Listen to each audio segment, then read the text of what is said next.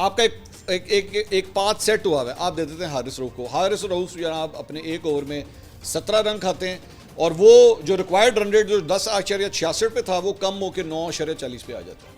ठीक है, ये सिर्फ कहानी यहाँ नहीं ख़त्म होती। उसके बाद अगला ओवर जो है वो फिर आप जो है वो देते हैं अबरार को। अबरार का भी आखिरी ओवर है, अबरार भी बिल्कुल फर्स्ट क्लास जो है वो अपना मतलब वो फिनिश करता है, 29 रन देता है 4 ओवरों के अंदर। नॉट बैड, ठीक है, T20 है, इतना ही होता है, ठीक है।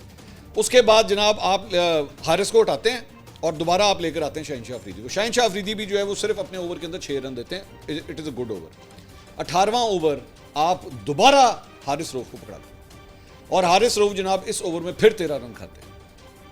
ये सारा ये ज़हन में रखिएगा, ये सारी सलमान अली आगा की कप्तानी है, ये कप्तानी के चॉइसेस हैं कि आपने स्पिनर्स का वो जो जाल बना था ना, वो जाल यूं करके आपने खोल दिया और आपने फास्ट बॉलर को बीच में घुसा दिया कि भाईजान तू करा जा।